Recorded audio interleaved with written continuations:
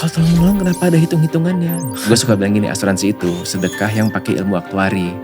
Jadi it's just an innovation on the ways we help each other. Dengan ilmu aktuari ini jadi lebih terkalkulasi dan terjaga. Bener, an example. Kenapa kita ngerasa konsep asuransi ini sama filantropi itu sebenarnya sangat complementary. Betul. Similarly sebaliknya, orang-orang yang donasi kita ingetin, you're helping others, you're doing good for someone yang jauh mungkin stranger. Buat keluarga udah belum? In case belum, kita punya solusinya. Selamat pagi Bro Fikra, apa kabar bro? Pagi Bro Rado, kabar baik. Thanks for having me. Thank you udah datang di podcast and the World Leader Pathways. Fikra adalah CEO dan co-founder Kita Bisa, sebuah platform penggalangan donasi yang mungkin semua orang udah tahu lah di Indonesia. Bro Fikra, mungkin kita udah tahu kan ya tentang Kita Bisa itu apa sebenarnya. I mean I use it, a lot of people use it, tapi boleh nggak diceritakan lebih banyak tentang dulu tuh awalnya membangun Kita Bisa itu atas inspirasi apa dan reason apa gitu, seperti itu. Sure. Ya tapi in case ada yang belum kenal, kenalan dulu kali ya bro ya. Jadi Kita Bisa buat teman-teman yang mungkin baru dengar atau belum pernah pakai, kita ini aplikasi finansial sebenarnya yang ngebantu lo nyiapin warisan kebaikan lewat donasi sama asuransi sekarang. Jadi bisa nyiapin buat diri sendiri. You can create your donation habit, donasi tiap hari gitu kan. Bayar zakat buat yang muslim. Sekarang juga ada wakaf buat kayak endowment. Itu karena buat keluarga, ya lo bisa nyiapin asuransi jiwa. Ini one of our newest product gitu kan. Yang baru ya? Yang baru. Dan warisan kebaikan buat sesama. Lo bisa track dampak lo kan di Kita Bisa. Whether itu dari donasi lo, dari zakat lo, ikut asuransi jiwa. Itu dampaknya lo bisa lihat semua. So that's essentially who we are.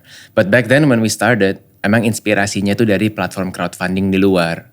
Apa tuh yang di luar? Lo pasti tau lah kayak Kickstarter, Indiegogo, GoFundMe. Those are the top 3 kan dari US. Kita, dulu gue sama Timmy, sama-sama kayak pas ketemu tuh punya keresahan yang sama gitu. Ini ada gotong royong di dunia online. Buat bisa ngebiayain karya, bisa ngedanain bisnis. Dan tentu buat nolongin orang. Kenapa waktu itu belum ada versi lokalnya. Versi Indonesianya. Versi Indonesianya. Exactly. Itu makanya lahirlah konsep Kita Bisa namanya. Bukan aku bisa, lo bisa, kita. Jadi we believe we are a nation of gotong royong. And it turns out in the last 7 years juga kita Indonesia nih kan dinobatin, gak tau lo tahu gak ya, sebagai the world's most generous nation. Wah gokil sih. Negara paling dermawan 7 tahun berturut-turut bro. Sebelumnya Myanmar terus kita salib, terus 7 tahun konsisten gitu. Keren banget kan. Nah, so that was the first principle. Kita punya negara udah gotong royong. Kita percaya kalau kebaikan itu universal. Nah perlu wadah aja nih buat nge-connect and nge-amplify. Nah disitulah lahirnya Kita Bisa.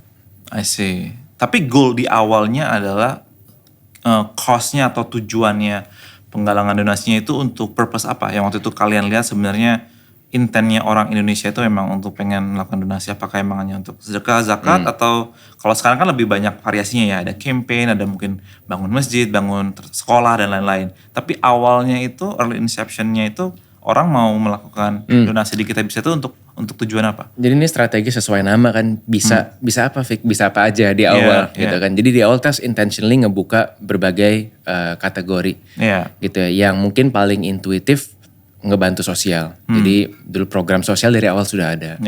Tapi di awal kita sempat explore beberapa kategori lain. That mungkin gak banyak orang yang inget ya. This was back in 2013, 2014.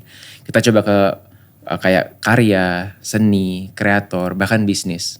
Tapi akhirnya setahun berjalan, waktu itu setahun jalan juga masih sebagai side hustle ya, weekend project gitu lah ya. Ternyata yang ketemu market fitnya gitu ya, yang ketemu tractionnya memang untuk penggalangan yang nature-nya lebih sosial. Akhirnya dari situlah kita double down tuh ke teman-teman di segmen NGO, non-profit, yayasan, komunitas. Dan dulu bahkan ya, kita gak ngebolehin individu buat galang dana untuk kepentingan kayak medis. Karena dulu buat kita kayak gimana cara ngeverifikasinya nih. Kalau yayasan itu kan lebih jelas ya. Ada badan hukum dan lain-lain. Tapi ternyata segmen inilah yang justru sampai hari ini sekarang jadi kategori penggalangan terbesar di Kita Bisa. Jadi kategori medis dan kesehatan ini. Untuk para penggalangan untuk bisa ada tunjangan atau bantuan. Terkait biaya pengobatan. Biaya pengobatan. Mau itu biaya langsung untuk rumah sakitnya. Ataupun misalnya yang pakai BPJS. Jadi mereka biaya rumah sakit udah dibayarin.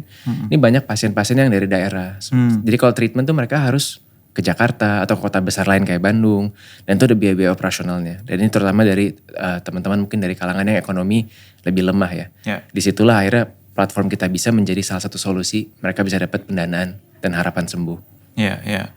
Ini kan Kita Bisa tuh udah hampir 10 tahun, bener ya bro? Alhamdulillah ini tahun ke-11 sekarang. Tahun ke-11, luar biasa. I mean for a company lebih dari 10 tahun tuh menurut gue sih itu amazing ya. Masih bisa ya, masih kita bisa. Alhamdulillah. Nah dari 11 tahun perjalanan itu ya, di titik mana sebenarnya waktu itu kalian menemukan ya this is the right market fit-nya? Dari awal ya mungkin eksplorasi banyak variasi, ini itu dicoba gitu kan ya. Terus akhirnya this is it gitu. The moment kalian menemukan ya right market fit-nya, produk market fit-nya itu ada di sini dan untuk tujuan apa? Dan tahun keberapa waktu itu? Sure, mungkin kayak tahun ke antara 2 atau 3 ya, 2015. Cukup early ya sebenarnya ya, kalau dipikir-pikir. Atau tuh sebenarnya tergolong... Karena di tahun itu juga kita baru memutuskan akhirnya untuk kayak full time, do or die gitu. Okay. Jadi kayaknya kalau gak market fit udahlah kita balik ngantor lagi atau yang lain lah gitu kan. Nah disitulah baru kelihatan, dari berbagai kategori yang kita explore, ternyata 2 yang stood out. Tadi ya, 1 penggalangan dana untuk membantu pasien, dan yang kedua penggalangan dana yang diinisiasi sama teman-teman lembaga sosial. Di sini ketemu market fitnya nih, karena ternyata by providing the right platform untuk teman-teman ini, mereka bisa membuat platformnya akhirnya digunakan. Karena lo kan kita bisa bikin platform aja sih quite simple, tapi convincing orang, meyakinkan orang untuk kenapa gue nyumbang di sini. Kan gue nyumbang bisa di mana aja, ya kan, ke saudara gue yang lebih susah, ke rumah ibadah, ke yayasan. Betul. Akhirnya ketemu market fit-nya karena kita bisa memfasilitasi mungkin teman-teman tadi ya, kalau dari segmen orang-orang butuh bantuan medis, tadinya mereka gimana caranya? Sampai hari ini pun banyak ya di sosial media mereka posting-posting. Benar. Dan mereka memang bisa dapat bantuan, tapi biasanya circle pertama doang yang kenal. Yang nggak kenal kan skeptis, ini bener nggak ya? Dan kita tahu lah, even tahun ini ada kan case terakhir tuh yang penyalahgunaan dan segala macam juga, karena dia galang dana di sosial media with lack of transparency. Dengan ada Kita Bisa, mereka lebih terbantu transparansinya, dan ini akhirnya nge-convince second, third, fourth degree, bahkan strangers untuk nolong mereka. Kalau NGO back then, kita kalau para pedagang udah kebantu lah sama marketplace 2014-15 tuh udah ada ya. Nah NGO, lembaga sosial dulu belum ada nih yang ngerangkul untuk for them to digitize. Kita salah satu yang pertama yang waktu itu reach out. Akhirnya alhamdulillah disambut dengan baik. So ini akhirnya ketemu nih 2 segmen market fit yang bikin kita bikin sesuatu tidak sia-sia karena kepake dan bermanfaat. At the same time, they attract donors yang akhirnya bikin platformnya jadi hidup. Satu hal yang menurut gue juga menarik dari Kita Bisa ya, secara go to market atau marketing lah ya, kalau lebih secara profit tuh, you guys have been helping the people yang mungkin membutuhkan donasi, tapi at the same time juga the donators want to also amplify bahwa ada needs dari campaigners ini yang mungkin bisa dibantu oleh lebih banyak orang lagi. Boleh ceritain dikit nggak tentang aspek itu, di mana the amplification of the campaign itu sebenarnya di-driven oleh society-nya juga, yang sedikit banyak juga membuat brand Kita Bisa semakin dikenal gitu kan. Even myself waktu pertama kali kayaknya gue juga tahu ada Kita Bisa itu dari orang-orang yang mungkin biasanya dulu kan ada bencana ya kan, terus ada orang-orang butuh bantuan, butuh donasi, terus kalau mau support, mau donate ya silakan di channel ini gitu kan. Atau mungkin recently of course with the situation in Middle East, banyak ingin melakukan donasi terhadap saudara-saudara di Palestina, juga banyak yang menggunakan Kita Bisa sebagai platformnya gitu kan. Ya, boleh cerita sedikit nggak Vic, tentang aspek the way how the society, the community juga drives the brand awareness dari Kita Bisa. Ini gimana si digitalisasi ini bisa membuat magic moment dari spirit gotong royong yang ada di masyarakat. Karena gotong royong mungkin kalau yang visible secara offline kan ya orang bantu-bantu bersih-bersih bareng gitu. Secara digital tuh apa ya bentuknya? Nah, the idea of having a progress bar, orang bisa lihat donasi bertumbuh terus dari jumlah donatur yang banyak dan mereka pada ngirim pesan semangat, doa dan lain-lain. Sebetulnya itu yang bikin magic momentnya terjadi. Karena you can always again ya donate to anyone at any time. Gak kesusahan di Indonesia nyari opportunity buat bantu gitu kan. But sometimes orang suka ngerasa kayak ya gue cuma punya segini, apalah dampaknya gitu kan. Tapi ketika lo bareng-bareng di sebuah wadah, it happen to be Kita Bisa, lo ngeliat kayak wah gila ya. mungkin gue cuma punya 10.000, 20.000. Tapi combine together sama 20.000 orang lain, ternyata kebantu juga ini orang atau ini isu atau ini program gitu kan. Yeah. Nah itu yang menurut gue sampai hari ini jadi nilai pembeda antara orang ngasih secara pribadi langsung sama lewat platform kayak Kita Bisa. Yeah. So again, gue mengadvocate giving in any kind of ways gitu kan. Tapi ini mungkin add value-nya adalah kayak lu tuh gak sendirian. Ini lu bareng-bareng, rame-rame dan dampaknya amplified, lebih gede. Gitu. So that's one of our, I think, added value ya to the giving sector. Right. And recently juga nih ya, kan you take the head of the company as the CEO. Walaupun lo juga of course founder bareng Timmy juga. In the new leadership role as the CEO, along with Timmy juga, yang I think Timmy takes another role gitu kan ya. How is gonna be the direction lah for the company with the new responsibility yang sedang lo pegang saat ini gitu. Sure. Ini kayak kalau zaman dulu suka nonton Smackdown ya, sebenarnya tag team aja kan. Tag team, gantian gitu. Dulu gue mungkin di lebih banyak belakang layar. Karena dulu apa role-nya? Awal-awal? Pas di awal banget CMO, marketing. CMO, okay. Karena kan ya semua basically perlu nge-market Kita Bisanya. Terus 2016-17 jadi CPO, ngebangun produk. That's when we launch our mobile app. Right, before tuh di web only ya? Dulu web only gitu kan. Kita mungkin salah satu crowdfunding platform pertama yang bikin app buat donatur. Kickstarter belum, GoFundMe belum, kita duluan. Kenapa? Karena kita dulu ngeliat ketimpangan bro. Sorry ini gue agak digress dikit ya. Yang galang dana makin banyak, belum tentu semua dapat donasi. Benar. Ya kan? Kita bikin waktu itu layanan iklan tambahan. Jadi boleh tuh yang misalnya ngerasa udah stuck, kita bantu iklannya di Facebook. Kalau sekarang di IG, di TikTok gitu kan. Tapi kan timnya juga terbatas. We can only serve so many campaigners buat layanan iklan ini kan. Akhirnya kita bikin aplikasi niatnya supaya ngumpulin donatur. Kalau donatur lebih banyak yang ngumpul, dan lebih banyak lagi orang bisa kebantu kan. Apalagi sekarang nih trennya makin banyak donatur yang opt-in. Kita punya fitur namanya donasi otomatis. Jadi ibaratnya kayak ini gue punya 1 juta, lu yang salurin deh 30 hari ke depan. Gue pilih kategorinya A, B, C.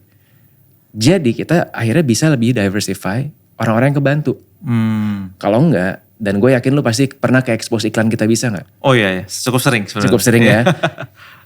Gak bisa dipungkiri, yang winning pasti yang ceritanya lebih personal. Betul. Dan emosional. Iya. Gak semua program bisa punya itu. Padahal gak kalah penting program-program pemberdayaan, pembangunan gitu kan. Nah jadi dengan si fitur ini dan dengan aplikasi Kita Bisa, alhamdulillah kita bisa diversify social impact yang generated. Karena orang makin trust ke Kita Bisanya. Kita menuju algorithmically, kalau sekarang masih manually diversify. Yang dibantu siapa. So back to your question, kita baru tahun lalu gantian tag team. So Timmy for 10 years he was the CEO, sekarang dia presiden. Gua di CEO. Presiden, I think just doubling down his strength sih di Gavrel, di partnership, B2B. Terus ketika fundraising juga jadi lebih banyak fokus di dia ke depannya. Nah gue ya yang nukang lah operations day to day. Especially karena setahun terakhir kita punya keluarga baru gitu kan. Si Kita Bisa Insurance nih, asuransi Kita Bisa. Jadi hari ini Kita Bisa tidak sebatas di donasi, crowdfunding, tapi juga ada asuransinya. And a lot of people will ask, apa sambungannya sih? Kenapa terdonasi ke asuransi? Asuransi itu gimana maksudnya? Ya, sebenarnya latar belakangnya sebelum sejarah, we have this belief kalau asuransi itu sebenarnya sekumpulan orang baik yang ngumpul untuk jagain satu sama lain, untuk saling jaga. Dan sejarah asuransi ternyata waktu kita pelajarin juga kayak gitu. Orang kan ngumpulin dana dulu di UK gitu ya, traders yang pakai kapal ngumpulin dana. Kalau ada kapal yang karam, dananya buat ngesantunin si pemiliknya, kerugiannya di cover. Akhirnya sebenarnya tolong menolong gitu kan. Nah, tapi kita nggak ujuk-ujuk loncat ke insurance. Back in 2020 waktu awal pandemi, kita bikin program sama namanya saling jaga. The idea was pooling donations, tapi bukan untuk orang yang udah butuh. Pooling the money supaya donatur bisa saling jaga kalau ada yang sakit. Waktu itu COVID. Kan banyak yang harus isoman, nggak kerja, keluar duit buat apalah tes anak itu gitu kan. So that pool of fund akhirnya dipakai buat donatur yang kena COVID, dia bisa ngajuin. Kayak ada lump sum benefitnya lah 5 juta. Ini populer banget karena kan donatur kita lagi donasi buat misalnya orang sakit. Terus dia kayak, gue bisa opt-in ke sini, gue tambah deh gitu kan. So in 1 year 700.000 dari donatur kita gabung ke program ini. Dan itu udah nambah terus setiap hari ada yang kebantu. Nah at one point OJK stepped in, dia bilang ini bagus banget programnya. Kamu punya izin asuransi gak? That was the 2022. That was 2021. Mid 2021. Dia bilang, enggak, kita as a crowdfunding social platform selalu di bawah Kementerian Sosial. Dengan izin PUB, pengumpulan uang dan barang. Oh nggak bisa, ini asuransi. Oke, we pause gitu kan. Akhirnya kami hargai pendapat dari OJK, we close the program. Dan itu jadi narasi kita untuk kayak mempelajari lebih dalam. So for the next 2 years, kita did a lot of experiments, kita partner sama perusahaan asuransi, kita partner sama insurtech. Yang akhirnya sampai ke titik kita yakin kayak, emang kita harus ambil end to end sih. Gak bisa kita cuma jadi tukang nge-refer produk yang sudah ada, karena nanti gak kelihatan tuh elemen kesamaan antara donasi sama asuransinya. Gak dibuka gitu secara full ya. Nah akhirnya per tahun kemarin, kita punya izin sebagai asuransi jiwa, spesifiknya asuransi jiwa syariah. Asuransi jiwanya ya, Kita rename perusahaannya, namanya asuransi jiwa syariah Kita Bisa. Nah jadi lebih lengkap nih ekosistem kita yang tadi si aplikasi Kita Bisa, sekarang bisa bantu lo nyiapin kayak warisan kebaikan lo. Kan ngomongin warisan kan kalau lo meninggal, how do you want to be remembered gitu kan. Selain dari donasi, zakat, wakaf, kurban yang lo berikan, juga dengan asuransi gitu. Jadi sekarang ekosistemnya buat kami jadi lebih lengkap. Gimana orang Indonesia yang berdonasi di Kita Bisa help other but also help each other. Tagline-nya kayak saat lapang dia bisa bantu yang lain. Saat sulit dia bisa dibantu yang lain. Nah itulah esensinya si asuransi ini. Kenapa dia menurut kami sangat natural fit sama ekosistem Kita Bisa yang udah dibangun 11 tahun ini. So that's kind of like the direction going forward. Kita pengen menguatkan ekosistem ini. Sampai jadi ekosistem orang-orang yang saling jaga ya se-Indonesia, mungkin in the future sedunia gitu. Lo boleh sedikit ceritain gak dulu kenapa kalian akhirnya pengen join atau bekerja sama dengan Endeavor di awal-awal itu? This was probably back in 2016. Kita ketemu zamannya Sati loh, sekarang di Vida kan. Devina udah ada sama ada lagi Ines. Dulu Endeavor tuh sering banget bikin speed dating. Event sama more mature startup founders atau investor. Dulu sedikit banget community yang nge-facilitate kayak gitu kan. Jadi kita sering banget rutin lah datang gratis lagi kan. Kita bilang ini apa sih kok keren banget ada kayak gini gitu. Habis itu kita ngobrol. Tapi waktu itu dinilai Kita Bisa masih terlalu awal. Belum ada, kalau sekarang kayak ada program scale up kayak gitu-gitu ya. Dulu kayak oke, kita keep in touch tapi comeback lah kalau lu scale-nya udah sekian-sekian. Nah tapi kita terus tiap kali ada event yang gratis-gratis pasti kita datang lah. Gitu. Sampai 2018 akhirnya kita mutusin ikutan selection panel ya di lokal. 2019 di international di Riyadh waktu itu. Tapi lu juga kan ngalamin ini kan pasti. Menurut gue ya pengalaman selection panel itu lebih berharga dari entire experience ya dibanding kayak hasil akhirnya. Gitu. Jadi buat gue kayak regardless pada saat itu ya, ini kepilih atau enggak, tapi gila selama setahun setengah lu ditajemin, pas kita lagi fundraising waktu itu, jadi kayak gila ini helpful banget. Dan diketemuin sama mentor-mentor lokalnya kan yang ended up helping us juga. Betul. Terus 2020 Riyadh ISP kepilih, nah emang waktu itu pandemi ya, jadi belum begitu banyak engagementnya. Baru setelah pandemi lewat, ya sekarang, tapi waktu pandemi pun kita ngegangguin terus ya teman-teman di Endeavor kayak gue pengen connect ke sini, apalagi pas di insurance kan. Tolong kasih lihat semua insurtech portfolio atau insurance mentor lu siapa aja. Waktu itu kita minta dikonekin dan tuh semua kayak dikonekin over Zoom, ngobrol. Waktu itu valuable banget sih.